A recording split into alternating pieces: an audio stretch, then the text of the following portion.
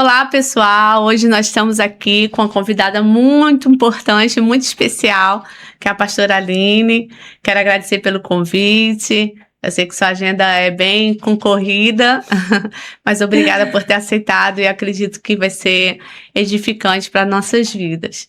Eu queria primeiro, pastora Aline, que a senhora se apresentasse, falasse um pouquinho sobre quem você é, para que o público de casa possa conhecê-la melhor. Bom dia, boa tarde, eu não sei que horas vai passar, mas olá a todos vocês, obrigada pelo convite. Eu sei que eu dou trabalho para marcar, mas quando eu chego, eu sei que vai ser sempre edificante, né, para que a gente possa levar um pouco daquilo que o Senhor tem nos mostrado. Eu sou a Aline, eu sou mãe da Duda, de 11 anos, mãe do Luca, de 15 anos, sou casada com o Sandro, sou pastora, sou mãe atípica e uma grande idealizadora da inclusão na vida, principalmente das famílias, das mães, né?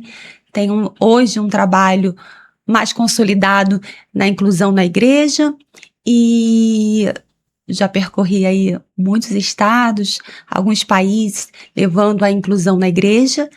Mas Deus hoje me chama para algo um pouquinho mais direcionado com as mães, com as mulheres. E a gente está indo, mas antes de tudo nós somos filha, né? Filha de Deus que acredita em nós mais do que nós mesmos. E estamos seguindo. Eu acho que aquilo que nós somos vai se modificando a cada dia de acordo com o propósito que Deus tem na nossa vida. É verdade. E é escritora também, né? Ah, sim! Temos alguns livros aí, eu tô Pode no ser pra quarto, gente. vamos lá. Esse livro, ele já tem 2 edições. Ele teve o primeiro e esse foi o segundo, que ele é para inclusão na igreja, né? E é muito interessante o porquê e o como devemos incluir. Esse livro, o Senhor falou claramente comigo que muitas pessoas, elas não conseguem chegar a algum lugar, até mesmo do seu propósito, porque elas não entendem o porquê que elas estão indo para lá. Então eu tive cuidado nesse livro, antes de ensinar a igreja sobre inclusão, eu tive o cuidado de, até metade dele, ensinar o porquê você deve olhar para a inclusão, à luz da Bíblia, da palavra, e aí depois, na metade dele, eu ensino, ele vira um manual de instrução para as igrejas. Então ele, assim, é um livro para que toda igreja tenha, ministério infantil, para ele poder aprender mesmo a inclusão na prática, né? Não aquela inclusão de um símbolo, mas que não funciona. Porque aqui não tem somente coisas que eu li. Pelo contrário, aqui tem exemplos vividos, né? Eu vivi a inclusão e vivo a inclusão no dia a dia. Depois a gente tem essa beldade aqui que eu adoro, que é um livro bem didático. Ele tem sido usado nas escolas como um livro paradidático também. Ele tem sido usado dentro das clínicas, porque é uma leitura fácil para criança, para você ensinar o seu filho típico mesmo a lidar com as outras crianças, que são um pouquinho diferentes. Então é um livro mesmo para criança, para uma leitura assim de pais para filho, professores, também usado no Ministério Infantil, mas eu tenho visto as escolas usando, muito legal. Que bom. Inclusive eu estive numa escola esses dias para ministrar para as crianças, ensinando sobre ele. E a cerejinha do bolo, que foi lançado esse ano, que é o Jornada Moisa, que é um devocional para mães atípicas. Ele é bem nichado mesmo, algumas pessoas falaram assim, faz para mulheres, porque aí o alcance é maior e vai alcançar também as mães atípicas, mas eu não quis. Ele é bem focado nas mães atípicas, nas dores que uma mãe atípica tem, e ele realmente, para mim, é um presente de Deus, e eu super indico para toda mãezinha ler, ter essa jornada em Moisa. Aqui, para vocês conhecerem, ele realmente, para mim, é a cerejinha do bolo que o Senhor me deu esse ano e tem feito a diferença dentro das casas. Sim. Tem recebido... Você tem? Não. Já tem? Não? Não. Então esse aqui já é dela. Que bom, obrigada. Mas o Senhor, Ele faz coisas grandes, né? Extraordinárias que você nem acredita, porque eu realmente, com tanta dificuldade acadêmica que eu tenho, escrever um livro nunca esteve dentro dos meus planos.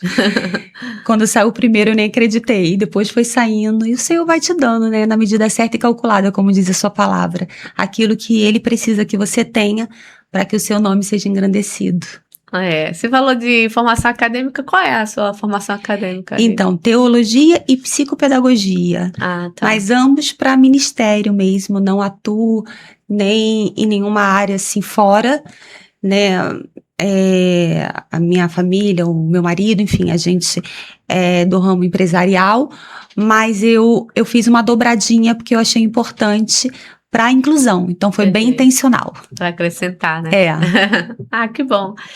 E essa formação veio depois que você descobriu ser mãe atípica ou veio antes? A teologia veio antes e a psicopedagogia veio depois, bem depois. Eu descobri a maternidade atípica muito depois do ministério. Quando eu comecei, foi olhando para as crianças do ministério, né, da nossa igreja, e vendo que alguma coisa estava acontecendo ali que elas não estavam sendo alcançadas, as crianças, principalmente o autismo nível 2 e 3, e ali me abriu uns olhos, assim, para algo diferente. Só que eu não sabia nada, absolutamente nada, eu não sabia o que era TEA, o que era TOD, nada. Isso deve ter mais ou menos 9 anos. E aí eu fui, só que diferente do que muitas pessoas pensam ou fazem, eu não me preparei para ir. Eu comecei com o que tinha, nada.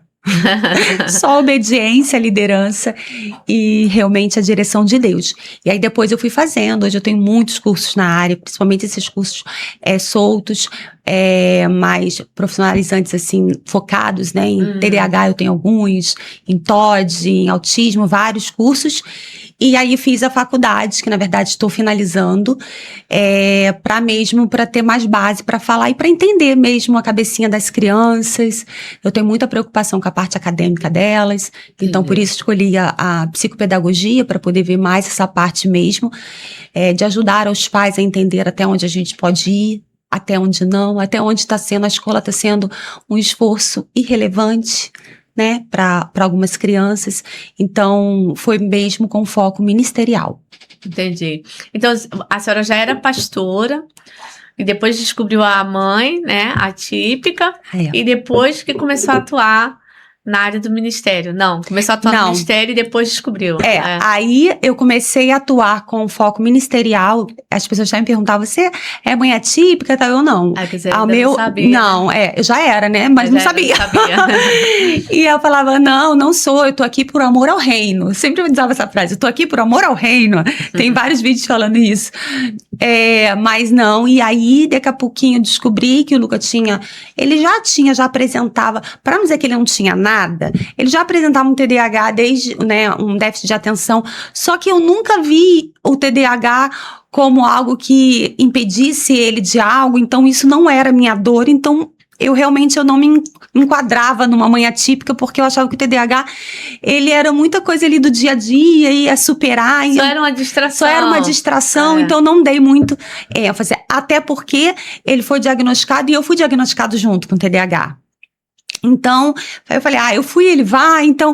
Mas aí começaram a vir depois, né? E aí eu descobri...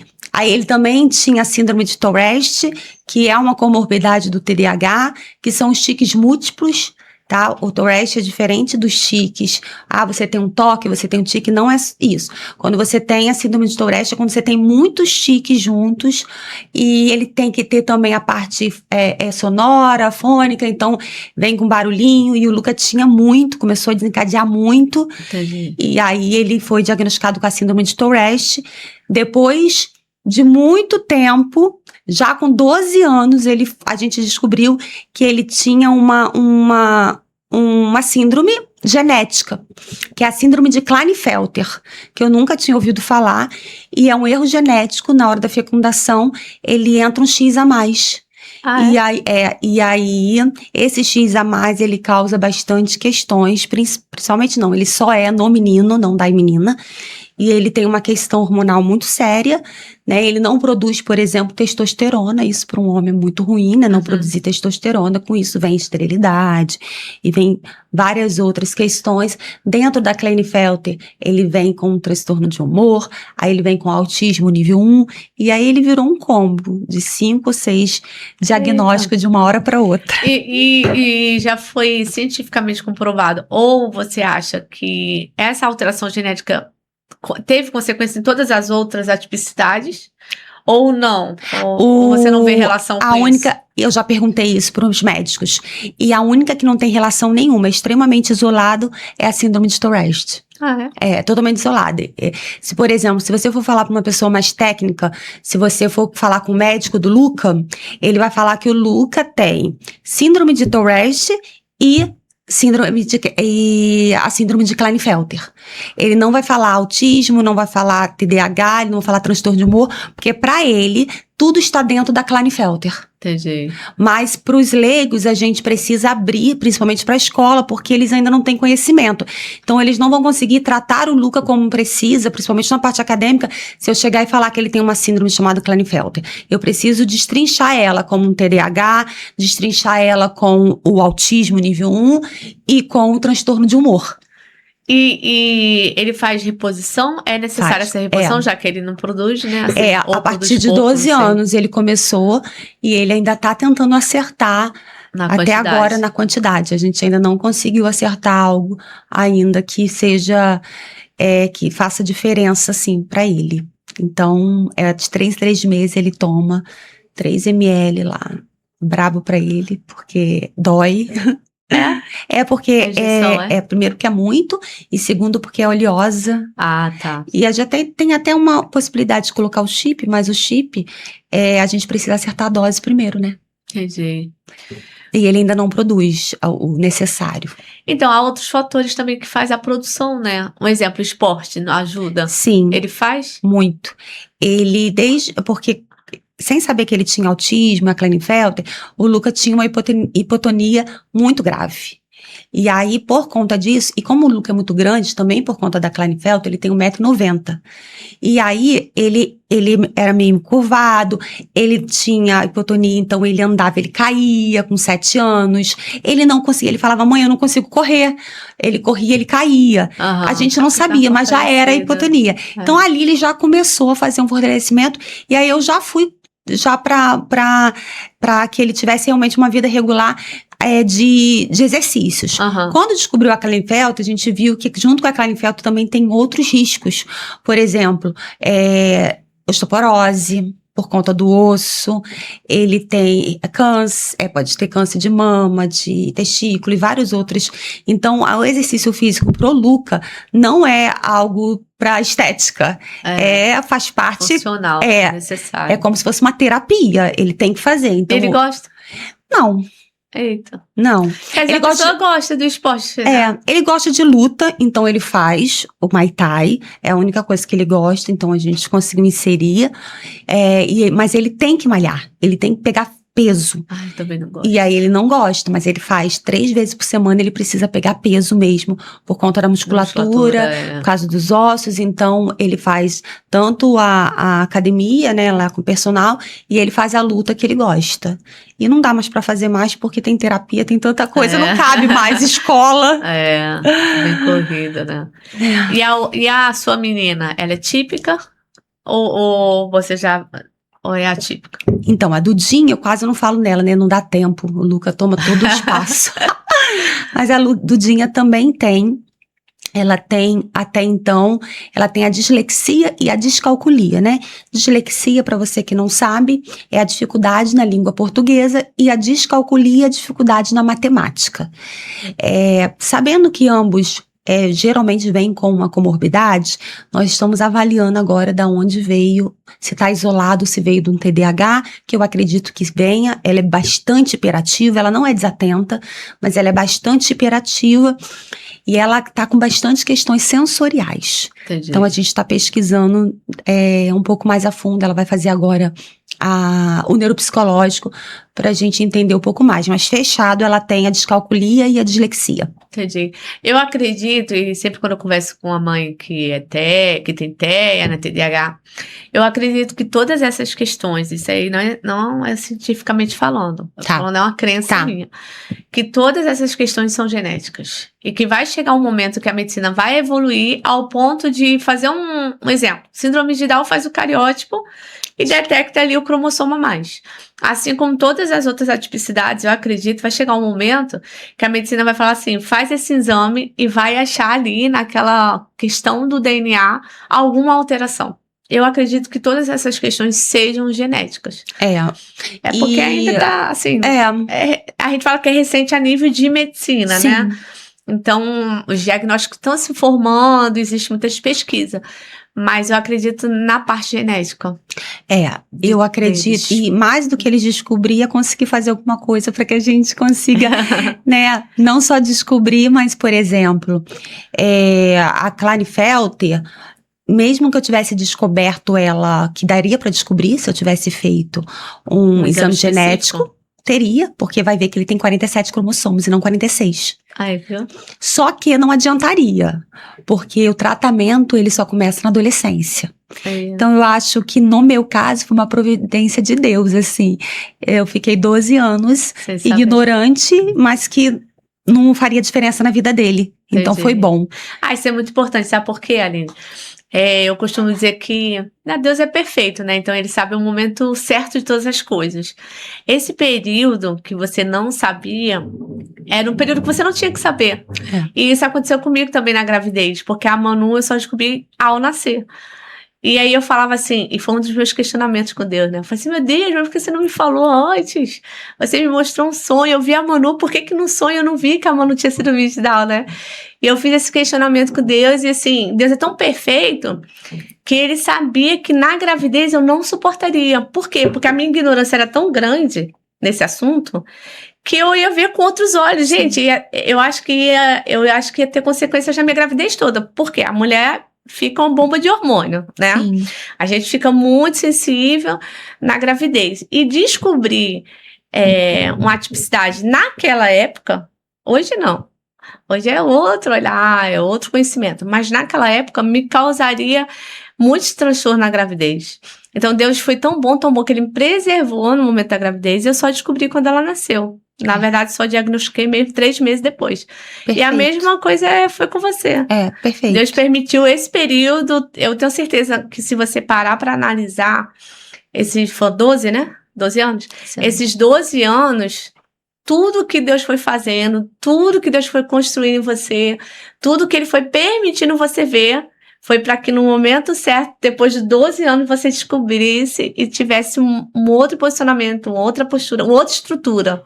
Né? Porque Inclusive o propósito ministerial, né? Porque será que eu aceitaria se eu já fosse mãe atípica, o desafio?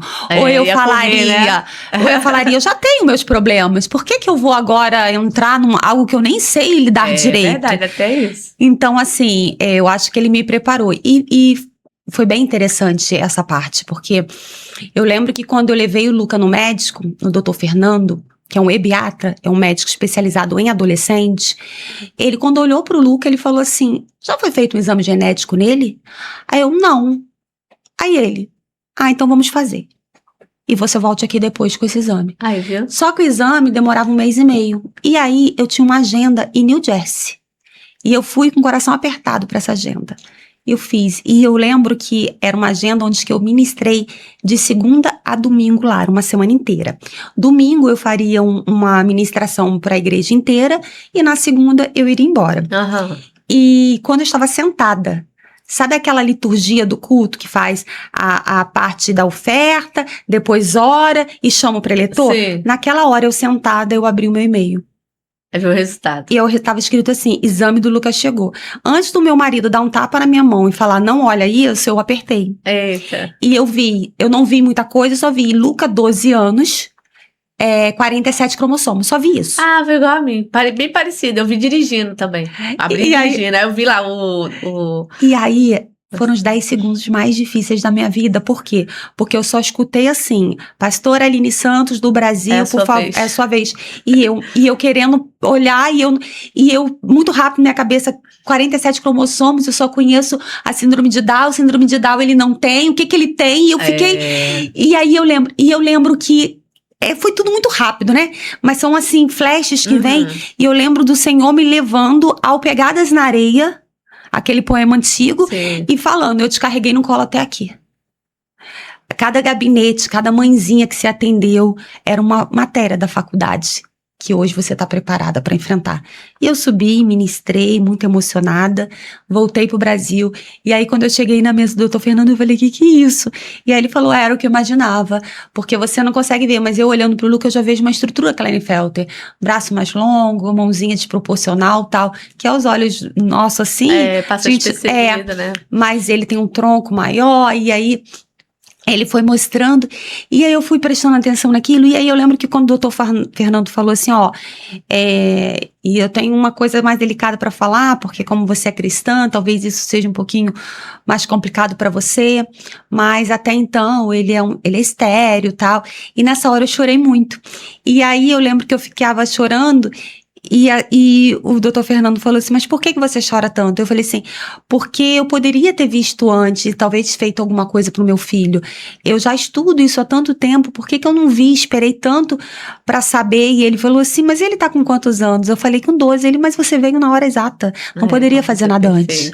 Eu falei, uau, Jesus, muito obrigada. Muito obrigada. Então Deus é perfeito, né? Ele sabe exatamente a hora que ele vai te entregar e aquilo que você consegue suportar. E é como você falou, descobrir antes, numa gravidez então, é tão complexo. Eu lembro de ter atendido uma mãezinha lá na igreja, e ela chegou pra mim e falou assim, eu fui no médico, ela grávida, eu fui no médico, e o médico disse que eu tenho bastante chance da minha filha nascer com uma deformação. E eu vim aqui para que a senhora me ajude se eu faço o exame ou não.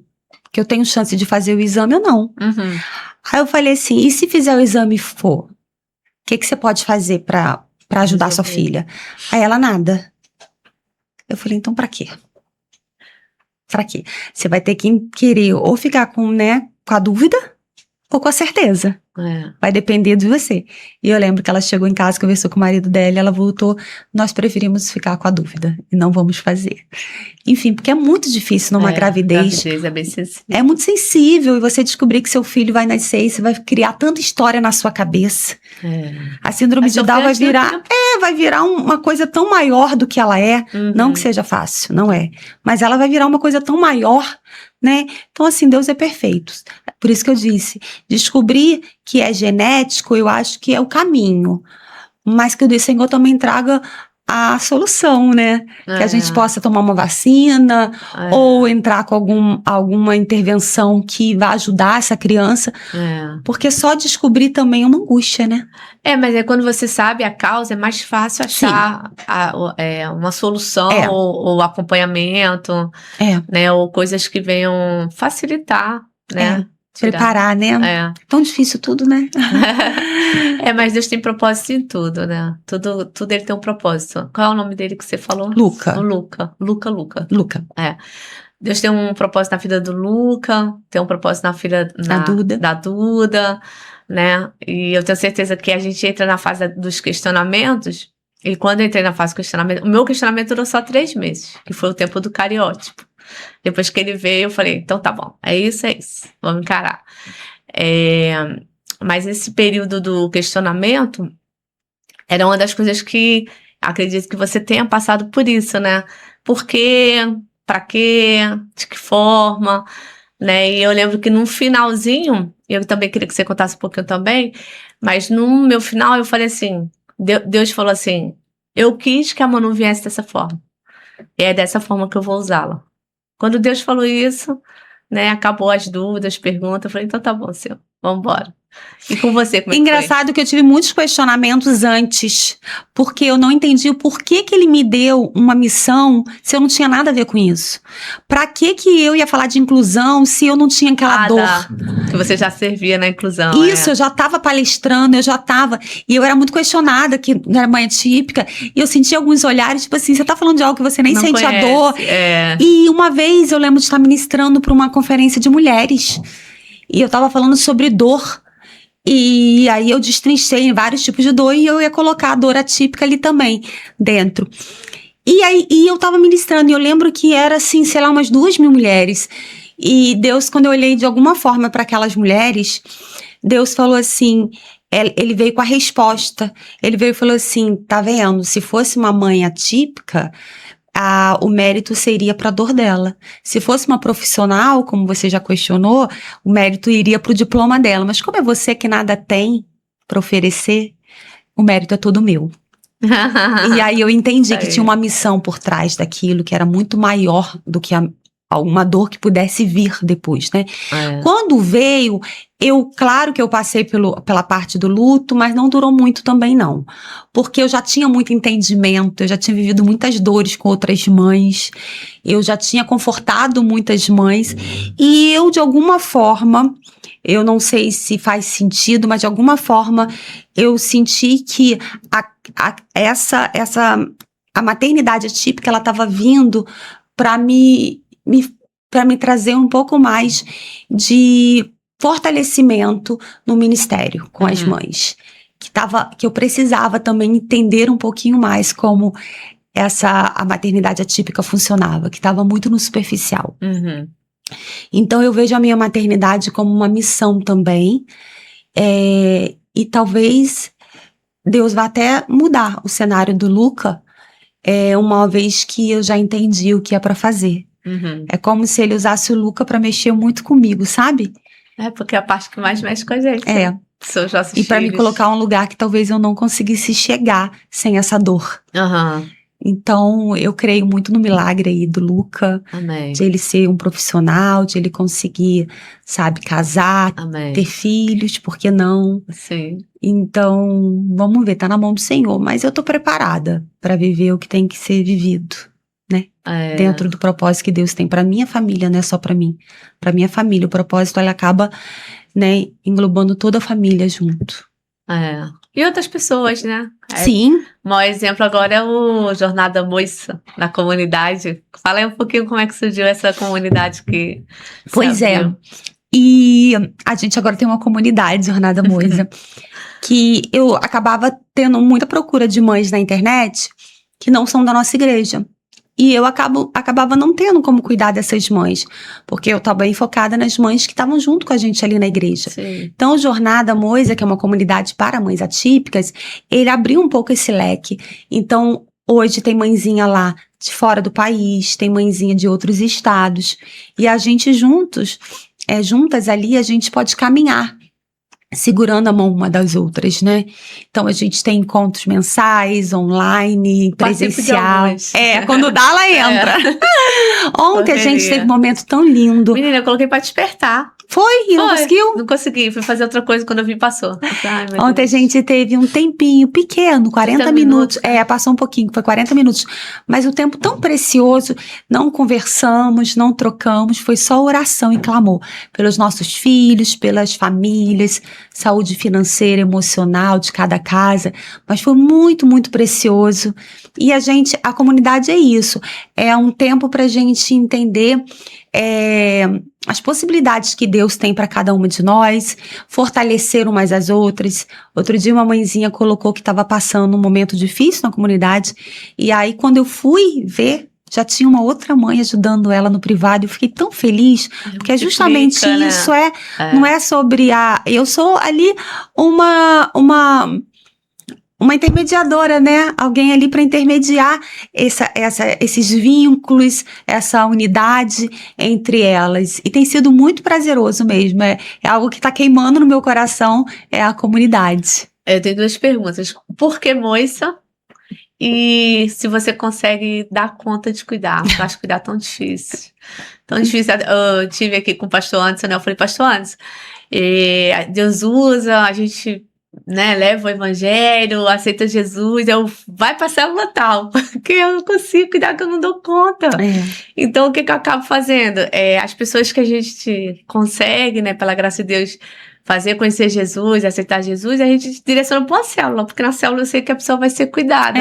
Aí até dei um exemplo de um colega policial penal, que era pai atípico, e tinha muita dificuldade de aceitar a situação e tal, e a gente conversou, e ele conheceu a igreja e participou do nosso grupo, dos pais e mães atípicas, né, e se converteu, e a família dele se converteu, e já casou, enfim, Deus fez a obra. Mas assim, um plantou, outro regou e outro colheu. Não consigo. Eu consigo ser o primeiro momento.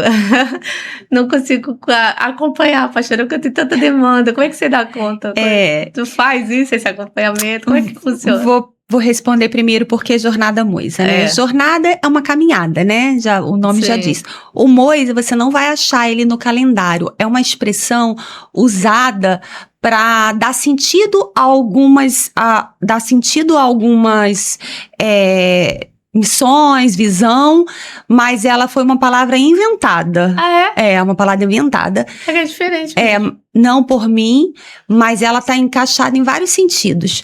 Aqui no Jornada Moisa, esse Moisa significa o retorno para si mesmo.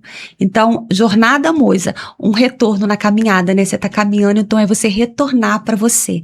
Porque eu falo muito sobre isso. A gente se perde na caminhada típica. A gente se esquece que a gente tem outros prazeres. A gente esquece que a gente é mulher. A gente esquece que a gente gosta de algumas coisas e que precisa sim ter um tempo. Então, eu foco muito nisso, tanto na comunidade como no devocional. Eu foco muito na mãe entender que eu não sou, que você não é o diagnóstico do seu filho. Nós não somos aquela vida é deles. Nós estamos aqui para suprir as necessidades como mãe, nós estamos aqui para ser ponte na vida deles, para ser caminho na vida deles, mas nós temos uma vida e essa vida não pode ser ignorada. Não pode. Então, Jornada Moisa é o retorno para essa identidade, para essa vida. O Moisa é o retorno para que você volte de fato a se enxergar. Falando do pastoreio, quem dá conta? Ninguém dá conta de nada, gente. Sempre fica uma coisa para trás. Eu digo assim, o que ficou para trás hoje, Jesus? Sempre vai ficar. Mas eu trabalho com prioridades. A prioridade é minha casa, minha família. Até por isso que eu deixei o trabalho pastora na igreja, né? Eu era contratada. Eu era contratada. Quando eu fui ordenada pastora, eu fui contratada. Então, eu tinha um trabalho lá, né? Integral, né? Integral. E realmente eu não dei conta. Aí eu deixei o trabalho integral, continuei como pastora de inclusão da igreja, mas agora de forma voluntária. Sim. Então tem a Roberta, que era uma discípula minha que eu coloquei, levantei junto com o pastor para que ela pudesse estar de frente para os ministérios, e eu fiquei como a pastora da igreja, com foco nas famílias e nas mãezinhas. E tenho esse braço, né? Esse braço não, porque ela não tá abaixo de mim, mas eu e a Roberta, a gente acaba caminhando junto e ela com essa parte ministerial mais à frente. Porque realmente eu não dei conta de tudo. Mas a minha prioridade é a minha família, minha casa, o meu ministério, que eu entendo que hoje é levantar essas mães, curar essas mães, essas feridas abertas quando o laudo chega, e os meus prazeres, as minhas vontades, aquilo que eu amo. Então, assim, eu coloco isso como prioridade. Mas eu volto a falar, sempre vai ficar uma coisa pelo caminho. Hoje, eu tô focada no ministério, tô aqui com você, então tô focada no ministério. Alguma coisa eu vou deixar pra trás. E tá tudo bem. Isso não me angustia, sabe? E o dia que eu também falo, não dá pra eu fazer um podcast, não dá pra eu ministrar, eu não vou viajar como eu fiquei um ano agora. Eu fiquei um ano sem viajar. Fala um pouquinho, você falou que foi em casa, que você gosta de ficar em casa. Eu gosto, eu fiquei agora, eu vim numa batida do ano de 2022, 23 e 24, saindo de 3 a 4 vezes por mês pra ministrar. E me cansou muito. E eu falhei muito dentro de casa. E aí, esse ano de 2025, eu falei, eu não vou sair, eu não aceitei a agenda. Eu fiquei integralmente dentro da minha casa, com os meus filhos, arrumando os ponteiros. Voltei a ir pra terapia, porque eu acabava outras pessoas indo no meu lugar. Então, eu acabei não fazendo aquilo que eu estava pregando. Então, eu voltei, retornei, como diz Jornada Moisa, para entender a essência da maternidade. E aí eu fiquei um ano, só que era pra ficar um ano, e eu fiquei 1 ano e 6 meses, porque eu tô voltando agora. Eu fiz a primeira agenda semana retrasada, então eu fiquei quase 1 ano e meio, sem sair. E foi muito bom, porque assim, eu gosto muito de ficar em casa, eu sou muito caseira. Eu acho que as pessoas me veem como extrovertida e eu não me acho extrovertida, eu me acho introvertida.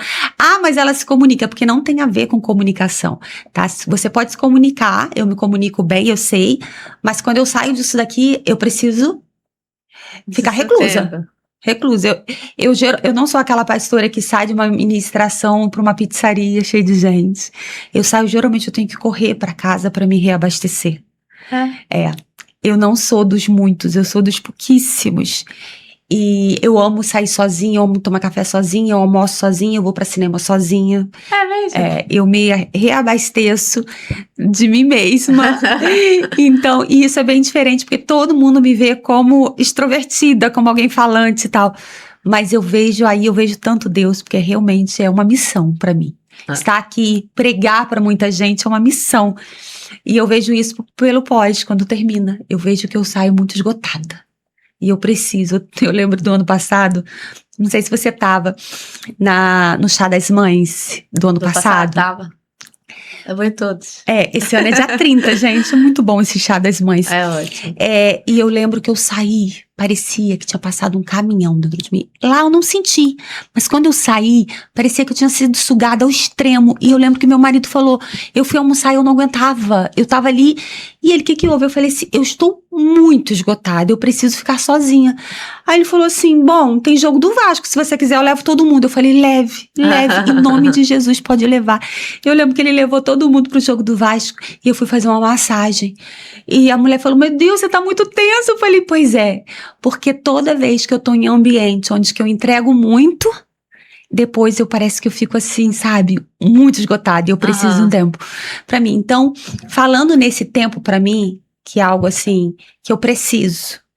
Eu acho que toda mulher precisa. Algumas um pouco mais, outras um pouco menos, né? Mas elas precisam entender, principalmente na maternidade atípica, que existe um tempo para cada coisa, sabe? Você tem o seu lado profissional, que eu acredito que te dê prazer, né? No seu lado profissional. E você também tem prazer em ficar em casa com a sua família. Mas qual é o seu prazer como mulher? Qual o seu prazer seu, que não tem a ver com a sua filha, com o seu marido, com a sua casa e nem com a sua profissão? E eu fiz essa pergunta para as mãezinhas da comunidade. E você viu que tem um monte de coisa? E que ninguém fala. Sabe por que não fala? Muitas têm vergonha de falar. E aí, eu vou entrar no Instagram que eu falei para você. Esses dias eu falei, eu gosto tanto de moda. Eu sou apaixonada por perfume. Eu gosto tanto de moda, de perfume, de cheiro, de essência. E eu sei que não dá para falar exatamente tudo que eu gosto no meu Instagram de pastora. Não é que eu não possa, é que muitas vezes não cabe. Eu acabo de postar uma matéria onde tem uma mãe que está extremamente esgotada por conta do seu filho atípico e logo depois eu vou postar um perfume brasileiro que eu amo. Não cabe. Então não é porque não posso, mas não cabe. Criou outro Instagram? Eu criei outro Instagram. Ótimo. Aline Parfum, você vai lá me seguir, tá? E assim, eu fui criticada. Foi. Por quê? Mas criticada por membros? Geralmente quem critica é o de perto.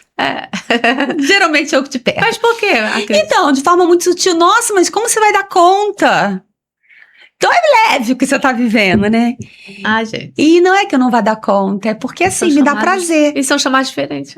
Dá prazer, eu tô fazendo de forma espontânea. Hoje eu saí de casa, botei esse look e falei, o que combina com um tricôzinho desse? Aí eu falei, um perfume docinho, aconchegante, botei lá um que eu acho.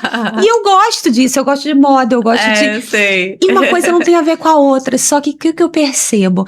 Eu percebo que a maioria das pessoas, infelizmente, elas querem te ver sangrando. Elas querem te ver bem, mas não tão bem. Mas sabe o que é?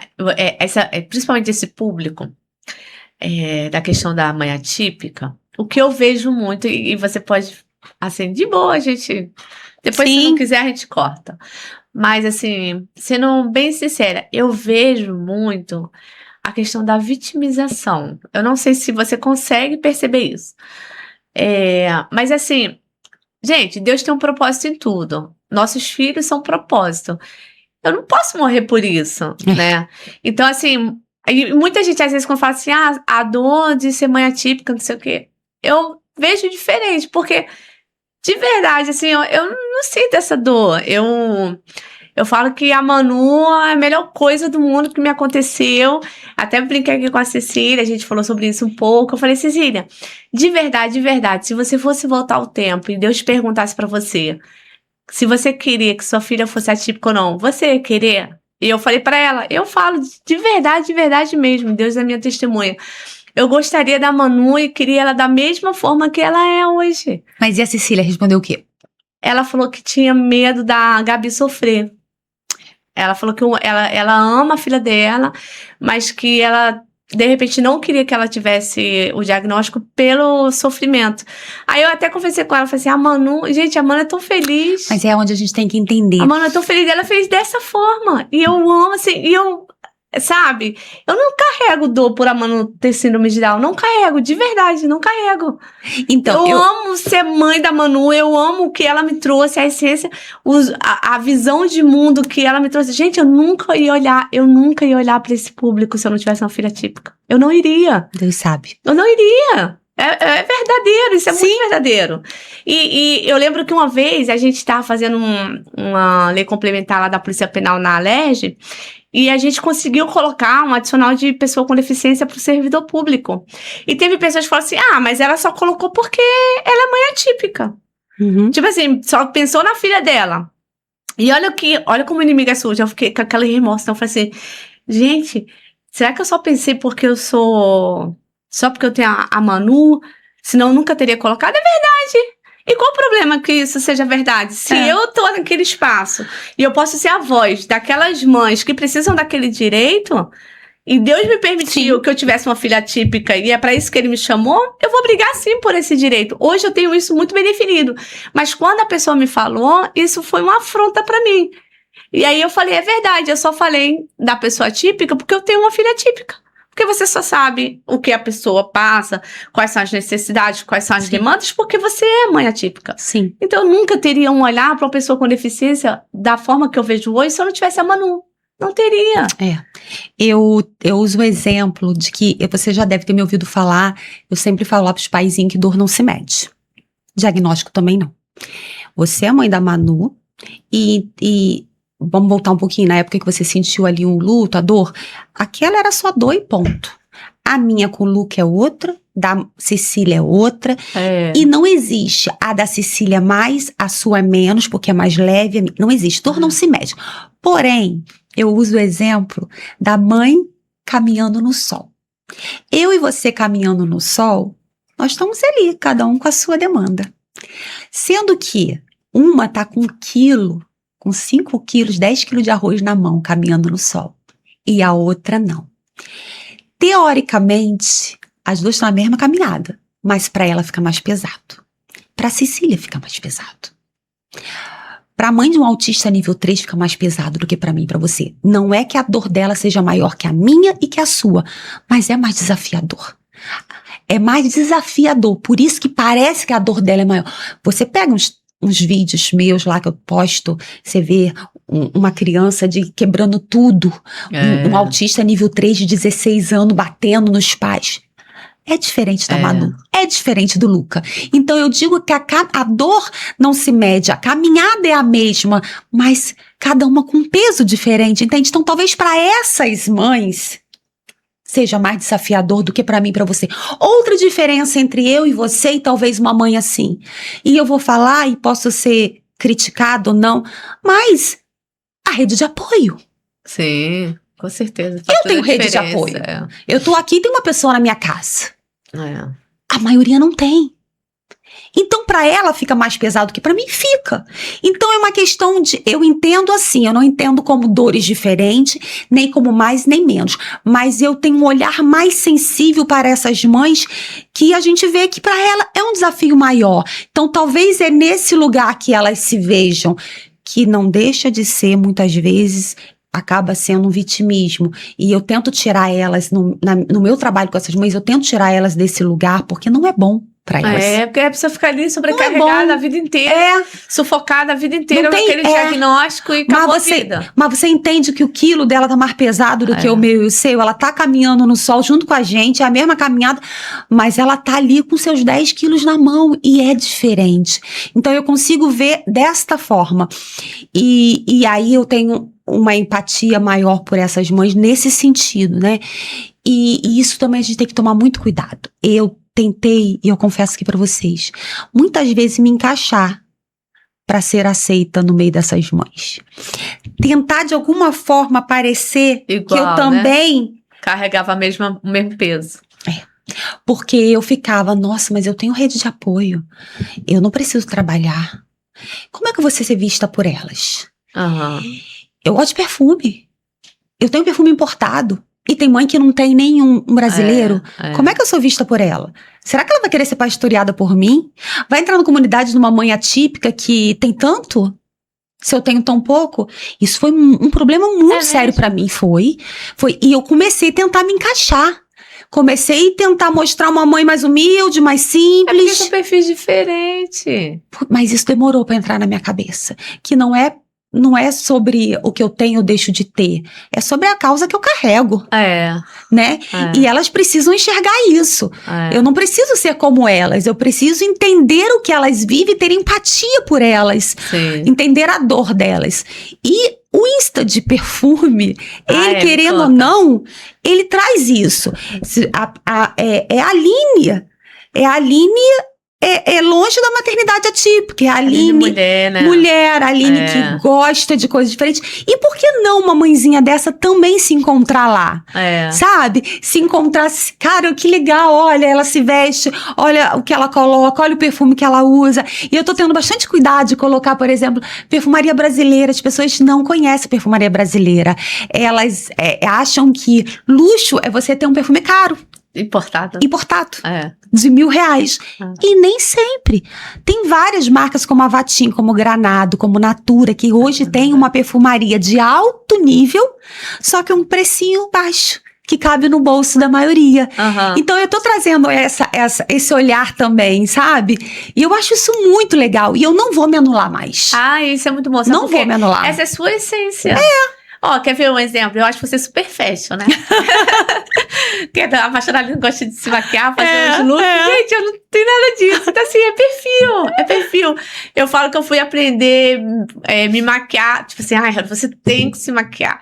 Depois de adulta agora. Aí eu vejo a Sarinha com 5 anos, que não pode ver eu me maquiando. Até eu falei com a Adalto ontem. Eu me maquiando, ela, mãe, você tá se maquiando, eu também quero. Aí eu passo só um negocinho, né? Aí eu falo, amor, olha isso, 5 anos de idade. Eu fui gostar, ou querer, ou gostar, ou fazer, depois de grande. Porque assim, são histórias de vida diferentes, perfis diferentes, né? Minha mãe nunca foi muito vaidosa. Pessoal pernambucano, lá do sertão, interior. Então, assim, não dá valor pra isso, né? Tem outras, tem outras prioridades. Às vezes nem é questão de valor, às vezes é questão de prioridade mesmo, né? Entre você fazer um cabelo e fazer uma unha, você prioriza outras coisas. Então, assim, eu nunca fui muito vaidosa, não. Mas você sabe, você falando, eu tô pensando numa coisa aqui. A minha família foi muito simples, né? Eu vim de eu digo que eu vim do -0, porque era muito simples mesmo, de não ter o que comer. Então, olha como é personalidade. Porque eu não tinha nem... Eu brinco que eu fui comer biscoito recheado aos 8 anos. Eu não conhecia. Foi bem simples. Comia na lenha, não tinha acesso à carne, era vegetais que a gente catava no mato mesmo. Eu venho de uma família muito difícil, eu sou vítima de muitos abusos. Então, assim, era uma família bem complexa. Você é do Rio? Eu sou do Rio. E era do interior ou não? Eu morei nessa fase mais difícil num bairro que eu acho que ainda é quilômetro 32, fica entre Campo Grande e Nova Iguaçu. Tá. Só que na época, hoje parece que até a Melícia tomou, não sei, mas é uma coisa mais assim. Mas antes era como se fosse, tipo, de uma casa pro outro era 1 quilômetro, era muito longe. Como se fosse sítio, né? Isso. E eu tinha uma vida muito difícil mesmo, sabe? Eu tava rodeada de abusadores, então ali dos 5 aos 11 anos eu tive uma vida muito, muito difícil. E vocês eram quantos? Eu, meu irmão, minha mãe e meu pai. Tá. Então, mas assim, pra você ver, mas sempre vaidosa. É mesmo? E sua mãe era vaidosa? Não.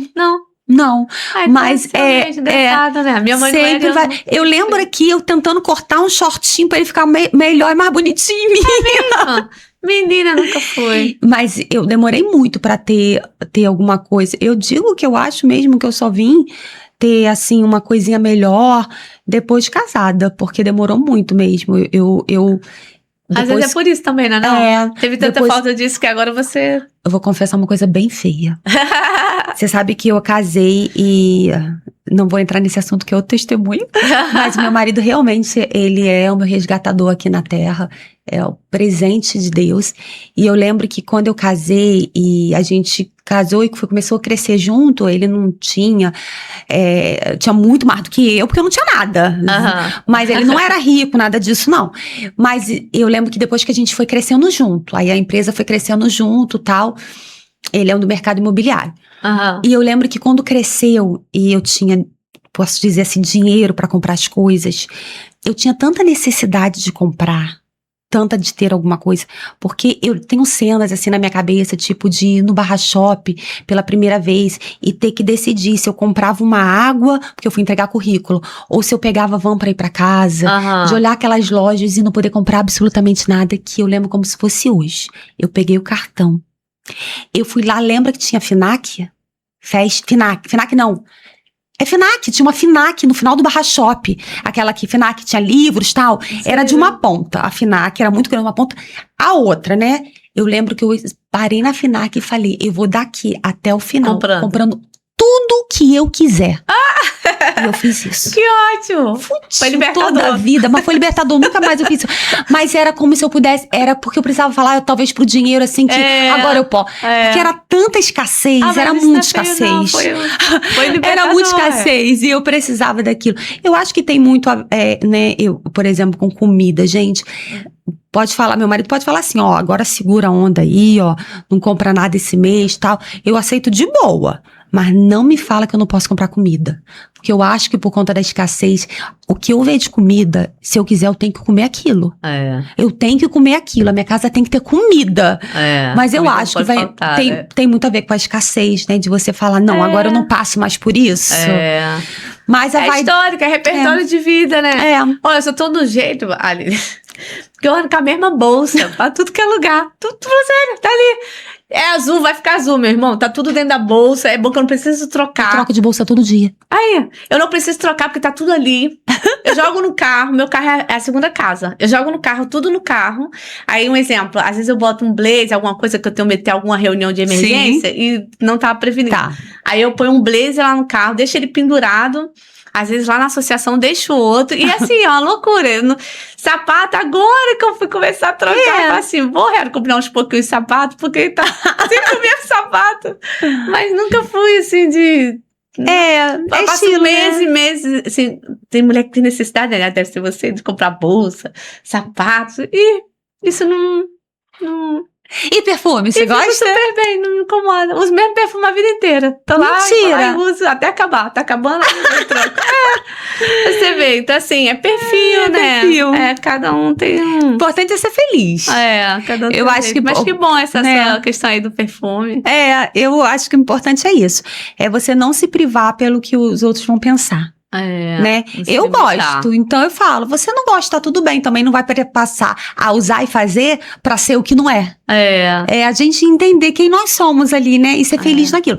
Mas temos que ser vaidosa, sim. Temos que trocar de vez em quando um batonzinho, tá, bolsinha, por que não? Uma palestra que você levou daquela menina do chá das mães? Sim, a Babi. É Babi o nome dela? Babi. Que ela falou sobre essa questão de vaidade. Nossa, aquela ali foi um soco no estômago.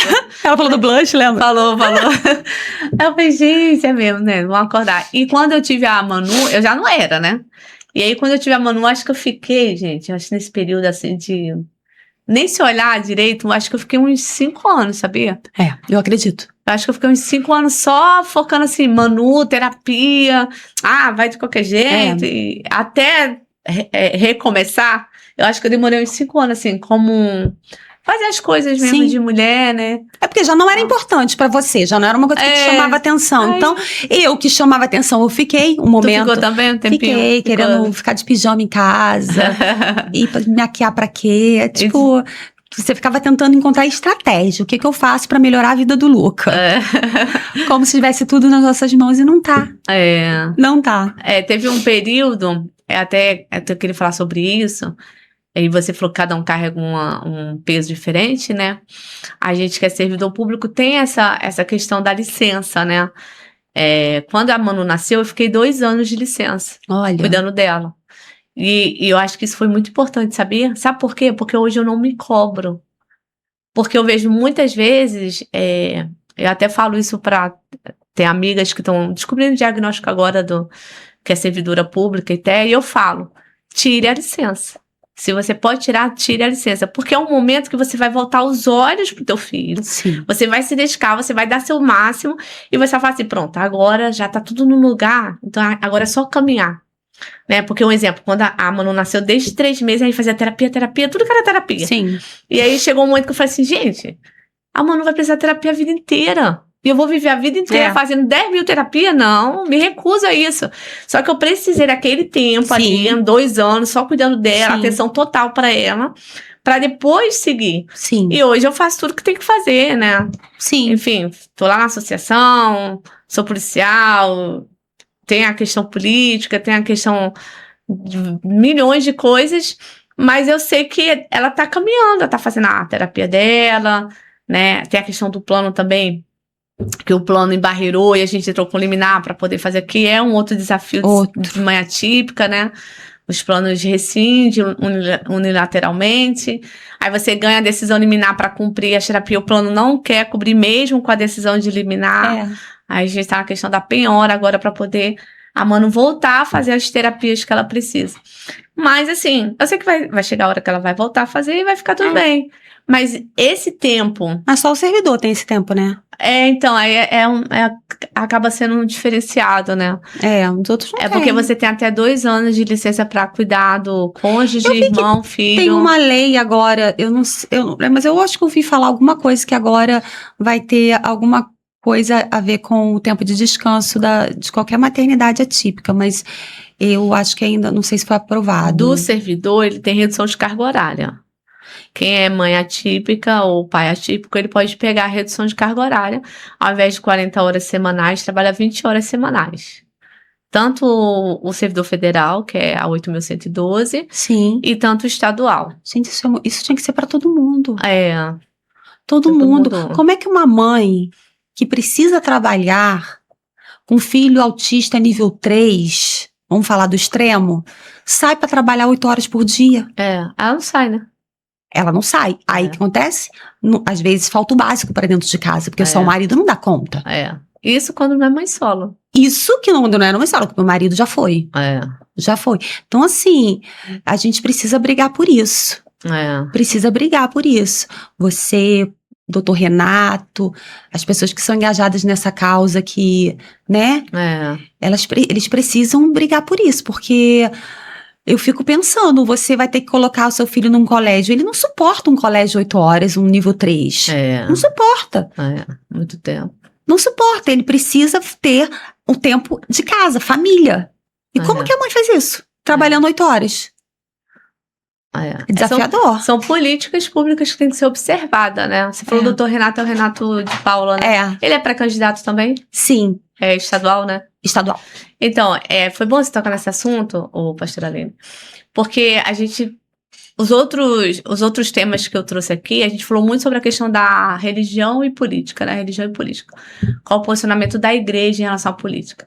E aí você tocou num ponto importante que eu costumo dizer o seguinte, quando você cria as leis, você cria de acordo com os seus princípios, convicções, com o seu olhar, seu repertório de vida. E aí a importância de você colocar pessoas que vão te representar, né? E como a gente está falando da atipicidade, é importante que pessoas que tenham esse olhar estejam ali no legislativo, né? Porque quando a gente pensa em política pública, quem vai olhar pelas pessoas com deficiência?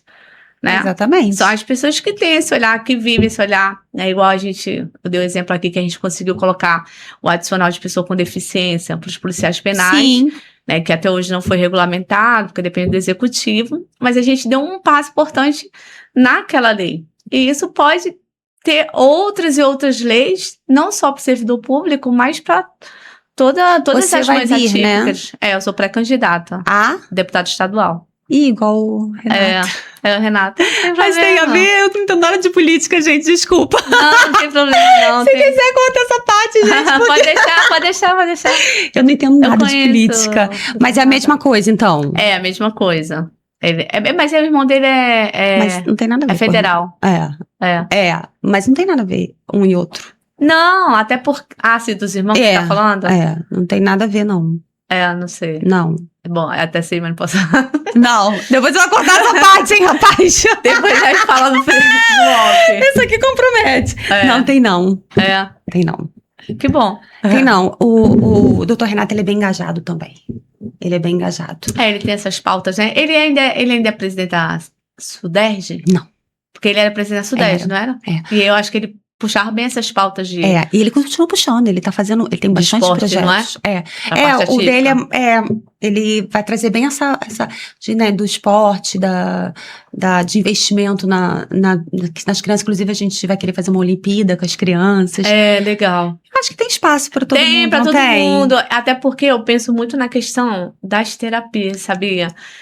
Porque hoje em dia você vê, quem consegue fazer é quem tem plano, quando o plano cobre. E o plano não é barato, né? E o plano não é barato. Vamos falar, quem tem plano também tem que ter uma condiçãozinha para poder bancar esse plano, que não é barato. Tem que ser para ter um bom reembolso. Senão não adianta nada. E aí você vê as outras mães, que eu nem sei qual é, eu até vou olhar o percentual de mães que são assistidas pelo SUS nessa questão de terapias. Porque assim, tem que ter casas de reabilitação, Tem que ter. Porque terapia é caro, e aí essas mães precisam. Sabe o que a gente não tem? Que uma coisa que você, né, apesar, não é a tua dor específica, porque a Manu não vai precisar. Mas sabe uma coisa que nós não temos no Rio de Janeiro, só em São Paulo? É uma casa que vai dar suporte, posso chamar de recuperação, de apoio, não sei, para essas crianças mais desafiadoras, jovens, que vai chegar uma hora que não vai caber dentro de casa. Você tá falando que cuida da autonomia, não? Não, que fique lá o dia inteiro. Nem tô falando de morar, não, tá? Porque em São Paulo tem até de morar. Aqui não. Mas, quer dizer, aqui deve ter, eu que não conheço. Mas não é uma referência. Mas eu digo uma casa que vai dar suporte a essas famílias. Um autista nível 3 agressivo, com 18 anos... pode ser que não caiba dentro de casa. Se a família não tiver suporte. Até porque ele tem força, né? Não cabe. O que faz? Nós não temos no Rio de Janeiro. Entendi. Um lugar que essas famílias possam, mesmo que pagando, entendeu? Não tô falando que seja nem do governo, mas que... Mas pode ser uma política pública, por que não? Podia, aí seria perfeito, né? Nós não temos. Eu sou questionada por algumas mães que me procuram. Eu falo, o que eu vou fazer, Aline? Onde eu vou colocar? Escola não aceita. Não tenho onde colocar. O que eu faço com esse rapaz? É difícil. Então, essa é uma coisa que a gente tem que começar a pensar, porque essas crianças estão crescendo. Estão crescendo. A gente no foco nosso ainda é criança, porque começou, o boom veio agora. Mas bota 10 anos pra frente, a gente vai ter um problema público. De eles estarem em todos os lugares. E como que a gente vai dar suporte para essas famílias? O suporte nível 3, e aí, desculpa a ignorância, ele, mesmo com as terapias na infância, ele, mesmo adulto, ele continua com essas dificuldades? A questão é que a minoria tem todas as terapias necessárias. Porque uma terapia necessária para uma criança, para a gente conseguir regredir, talvez, ele aí para o nível 2, ou até estabilizar, você gasta 20 a 30 mil por mês. Tá? Então, um percentual mínimo faz isso. Então, a gente vai ter aí aquela criança crescendo com 2 terapias por semana. Uma fono, uma TO. Então, isso não segura. Vai se crescer e a gente vai ter esse problema que tá acontecendo. Se você pegar meu Instagram, eu postei essa semana uns 3 vídeos desesperadores de adolescentes que os pais... Não, hoje de manhã, uma mãe estava sendo presa porque o filho dela estava isolado. Meu Deus. Aí a polícia parou na casa dela. Eu assisti hoje de manhã.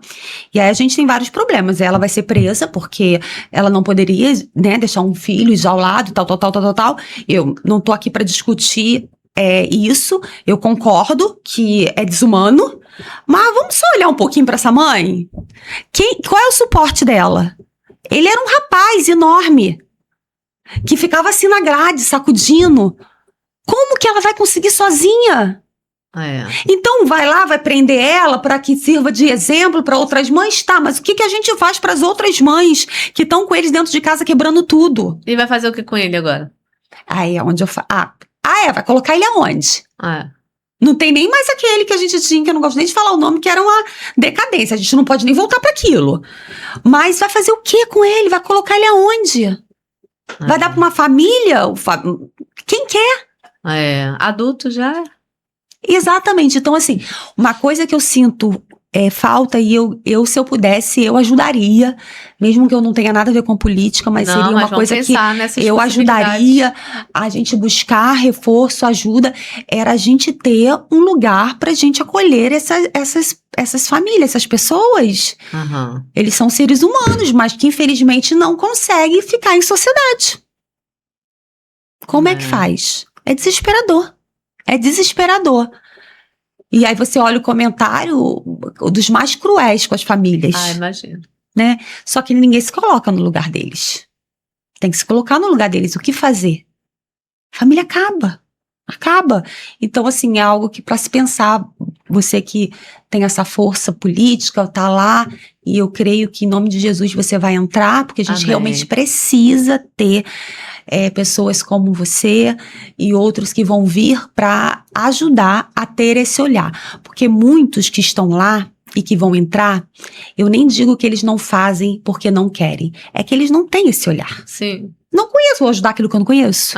Vou lutar por uma causa que não é a minha, não é a que eu sinto. Então precisa ter você lá para falar, deixa eu te apresentar uma causa que está de fato causando um buraco na sociedade. Um caos daqui a pouco.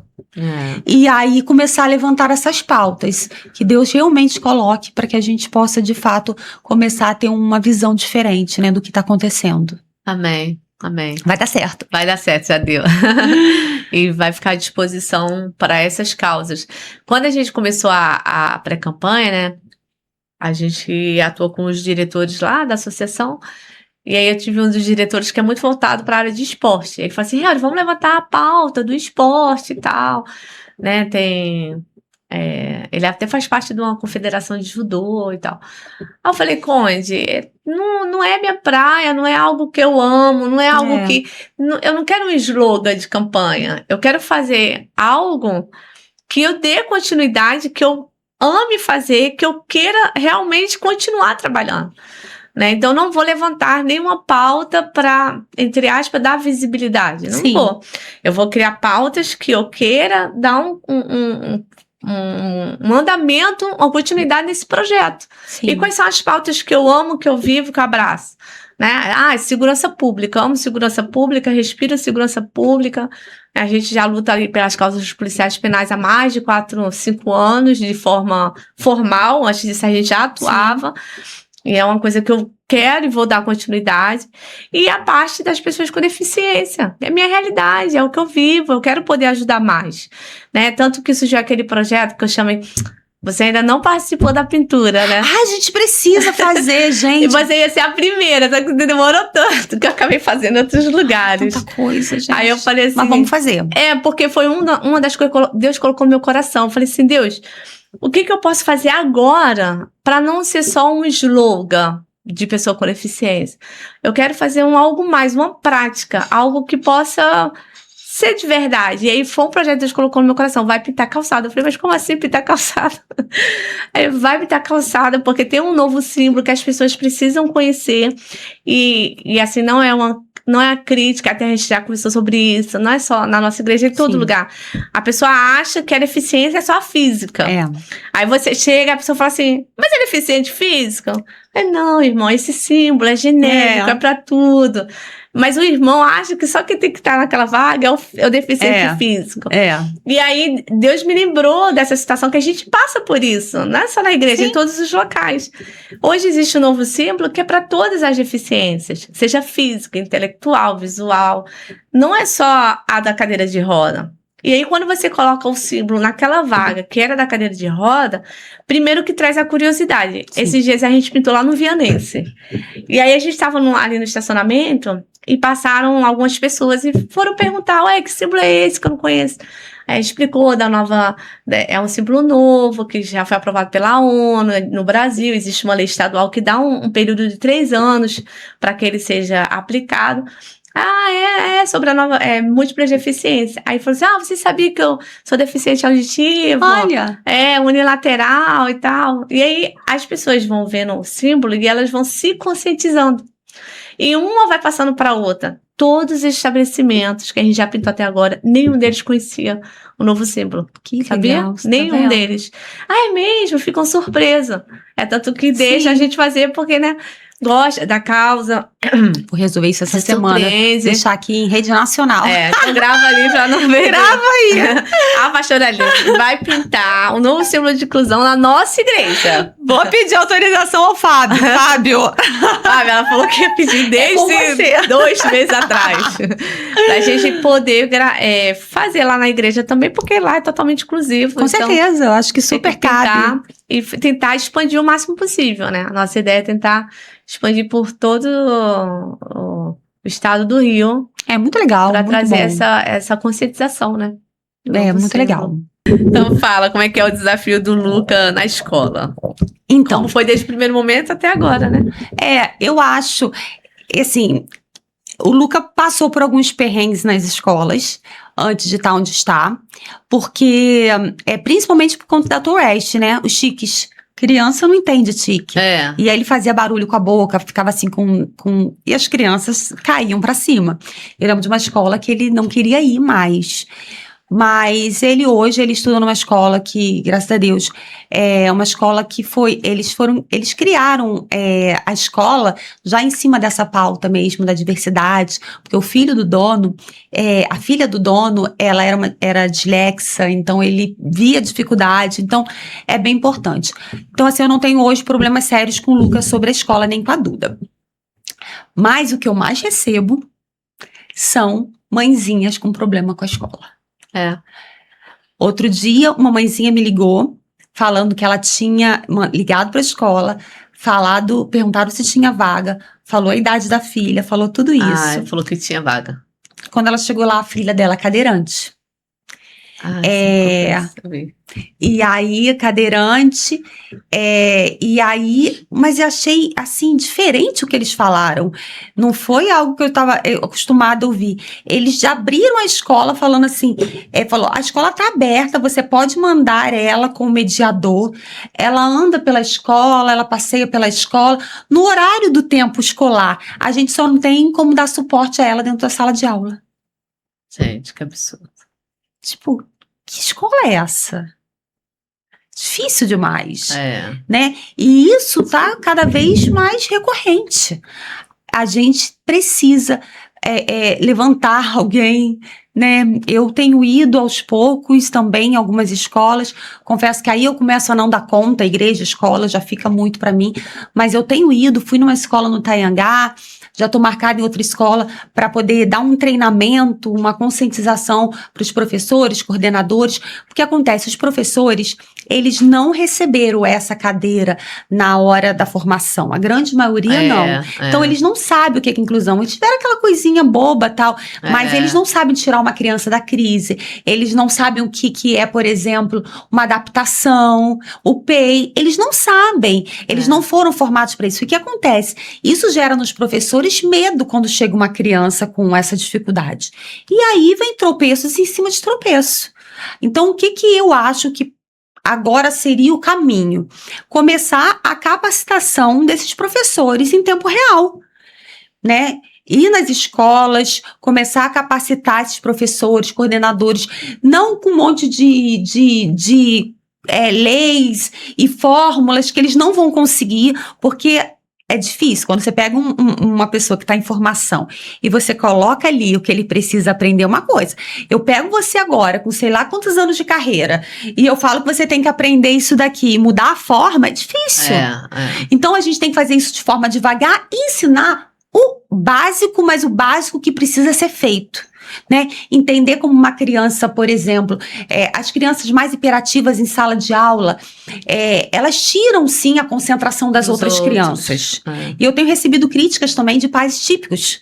falando, eu sei que a gente não pode ser assim, Aline, mas a sala do meu filho tem 5 crianças autistas, o meu que não tem nada, não tá prestando atenção, não tá aprendendo nada. Então a gente precisa pensar num todo, sabe? E essa criança hiperativa, ela precisa receber algumas ferramentas para que ela consiga, né? Eu vi um vídeo, compartilhei, eu acho que a escola poderia fazer isso, que é colocar um elástico debaixo das cadeiras das crianças mais hiperativas, porque a criança hiperativa, ela precisa se movimentar, ela precisa colocar a descarga do corpo dela para fora. Né?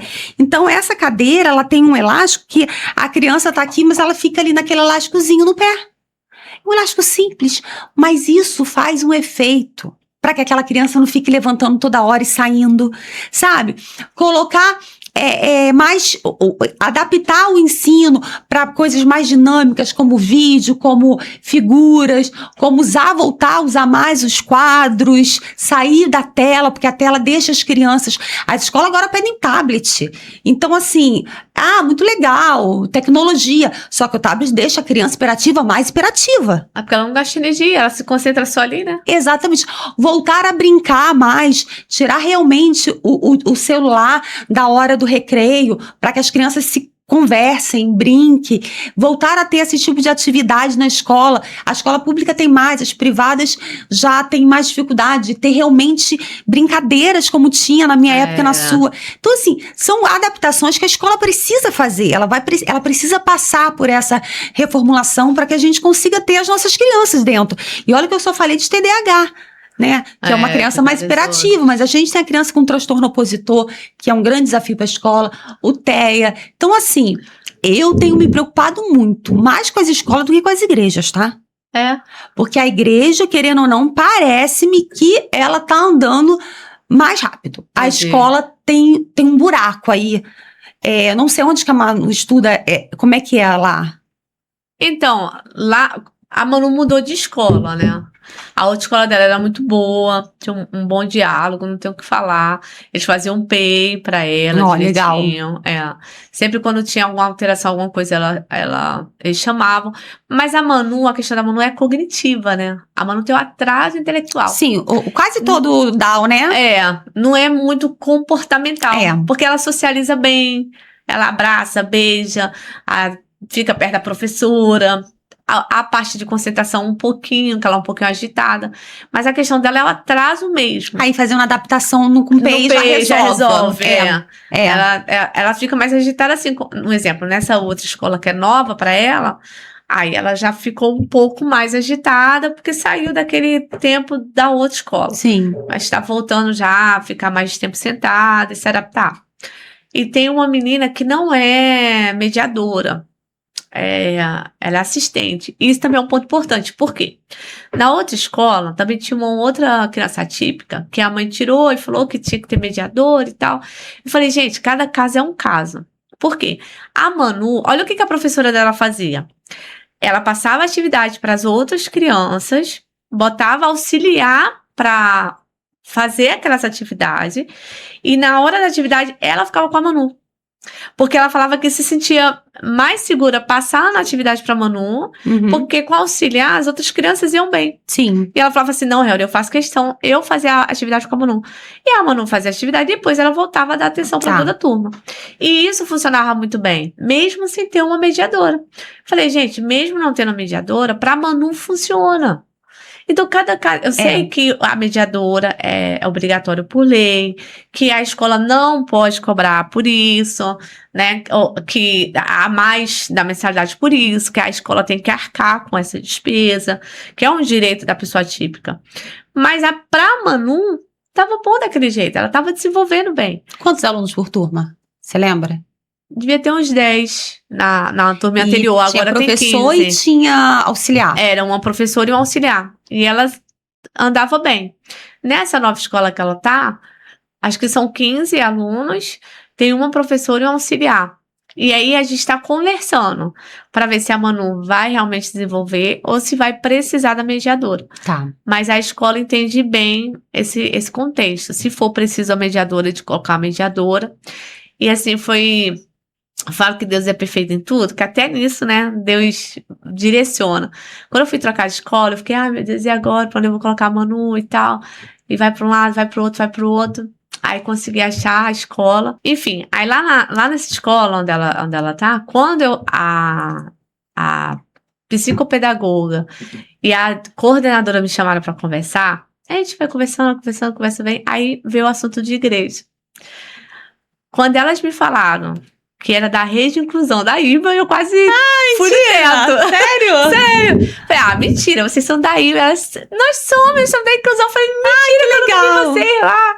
Depois eu vejo todo domingo, né? Sim. Mas elas fazem parte da Rede de Inclusão da igreja. Aí pronto, aquilo ali pra mim foi assim, sabe, eu falei pra elas, foi o bálsamo. Sabe o bálsamo, assim, ufa, minha filha tá segura, tá Que bem. legal. Porque a gente já tem esse olhar. Então a gente sentou, conversou, falamos sobre o desafio da Manu e ela falou assim, Real, vamos fazer um teste, vamos deixar conciliar por um período. Se a gente vê que não tá indo, que tá precisando da mediadora, a gente coloca a mediadora.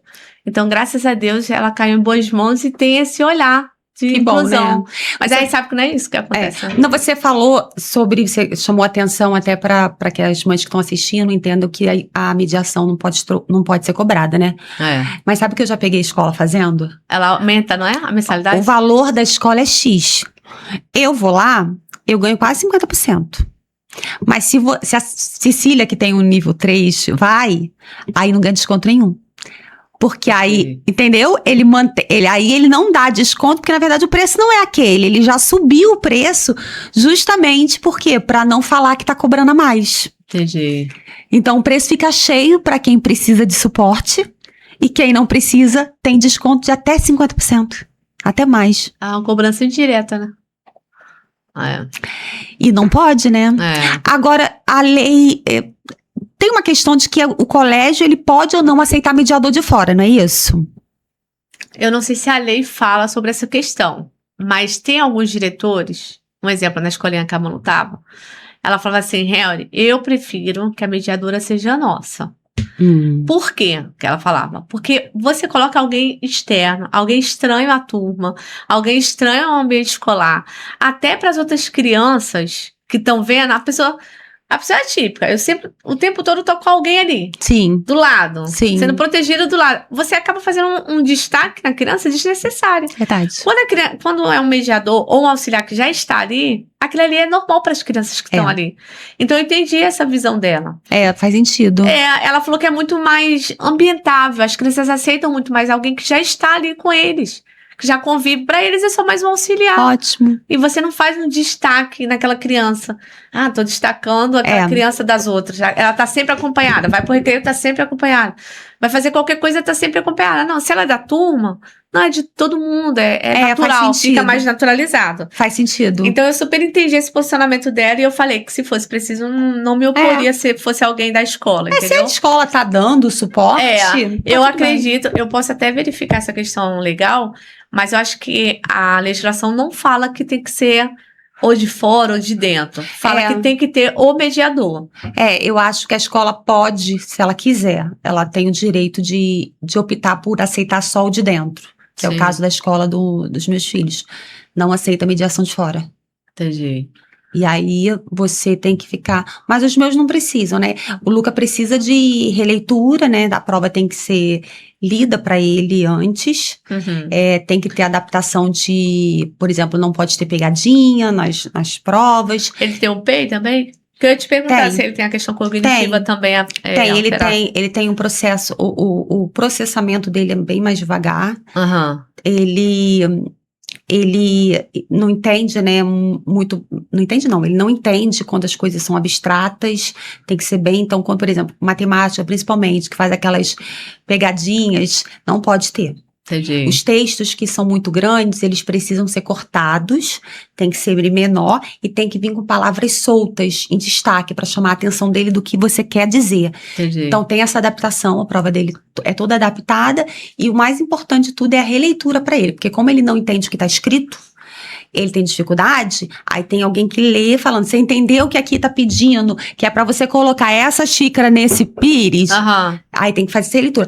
Que eu acho que a escola lá também usa um método muito legal, que é já que é pra reler pra todo mundo, pra não ficar aquela coisa, Luca, já tá um Entendi. rapaz, né? Então faz uma releitura pra todo mundo e ajuda e fica de olho nele, se ele precisar de mais tempo, se ele precisar, ele tem direito a sair, a ir pra uma sala separada, mas ele nunca precisou. Entendi. Ah, essa questão de separação é interessante, eu ia perguntar, acabei esquecendo.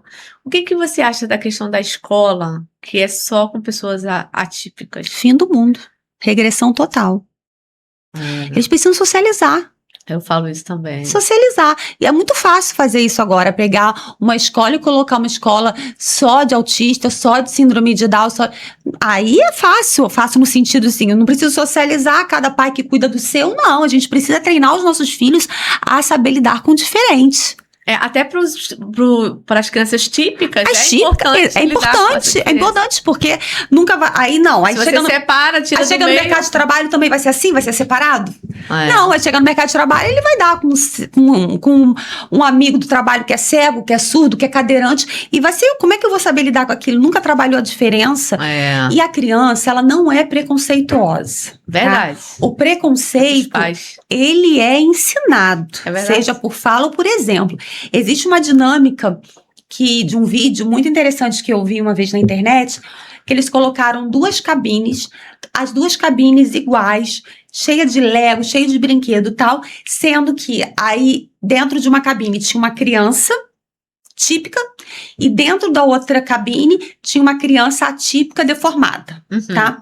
As crianças pequenininhas, elas circulavam pelas duas normalmente. Quando ia crescendo, as crianças que já tinham maior entendimento, que já vinha com preconceito, porque já aprendeu lá fora, elas não iam na que tinha deficiência. Elas só iam na outra.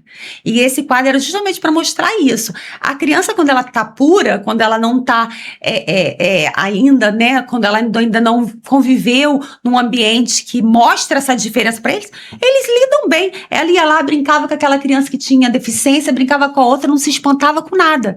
Mas quando as que vinham com preconceito já ali, elas não iam. Então, assim, a gente precisa deixar os nossos filhos socializarem, tanto típico atípico, para justamente dar essa vivência para eles, né? Então, eu sou totalmente contra. Acho que vai ser uma regressão total. É porque tem, né? Mas eu vou te falar que eu já... Mas acho que era proibido. A Carolina Patrício, ela tinha uma antigamente, há 10 anos atrás, só de síndrome de Down, você lembra? Era bem perto do... aqui. Eu cheguei aí lá na época, eu vi que eles tinham um trabalho voltado para as crianças com síndrome de Down, mas eu não sabia que a escola era só... Tinha sala ou escola só para síndrome de Down, não? Eu não tô... Mas eu lembro que eram muitos síndrome de Down. Eu fui lá, eram muitos. Eu não lembro se a escola toda era, mas eu acho que as salas eram separadas, não sei, mas era um trabalho bem específico. Eles tiveram que acabar. Entendi. Hoje não tem mais. Mas você sabia que eu já ouvi relato de mães falando que levou a criança para a escola especial e que foi a melhor coisa que aconteceu? Então, pessoal, a gente está finalizando aqui nosso podcast. Foi ótimo. Foi ótimo. Viu? Tem coisas que a gente não sabe, né? Vai perguntando na hora, é tão bom, que é uma descoberta. E foi um prazer conhecê-la um pouco mais, né? E eu espero que tenha sido edificante, né? Para vocês que estão em casa e que vão assistir depois. E é isso, eu queria que você deixasse uma frase, algo que você gostasse de falar, que de repente passou desapercebido, para a gente poder finalizar. Quero agradecer, foi realmente um tempo muito precioso, né? A gente devia ter mais momentos assim, porque é bom demais a gente ter falas, conversas leves, né? E que realmente edificam.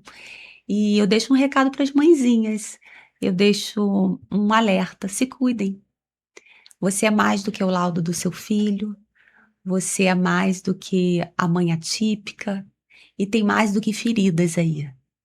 Olhe para você, talvez você não consiga 1 hora do dia para se cuidar, mas talvez 10 minutinhos, não consiga 2 vezes por semana, mas consiga uma, dentro do seu universo, das suas possibilidades. Cuide de si, porque o Senhor está cuidando de tudo. Ele está cuidando de você, da sua casa, da sua família, mas Ele chama também para que a gente possa se olhar para dentro, enxergar a filha amada que nós somos e aquilo que a gente entende como prioridade para nós. A mulher, né? A mulher Aline, a mulher Tati, Roberta, enfim, que está ouvindo aí. que você se enxergue e que você se priorize, além da maternidade atípica. Que lindo. É isso. Fala o seu Insta, pessoal, te seguir. Sim. PRA, Aline Santos, com Q no final, é o Insta da pastora, onde você vai ter ali muitos conteúdo, direcionamento, e pode conhecer a nossa comunidade lá também. Mas se você também quiser ver um outro Insta de cheirosa, você vai lá no Aline Parfum, você me acha lá também. Esse eu vou começar a seguir. É isso aí. É isso, obrigada, viu? Eu que agradeço. Foi uma honra Obrigada. recebê-la.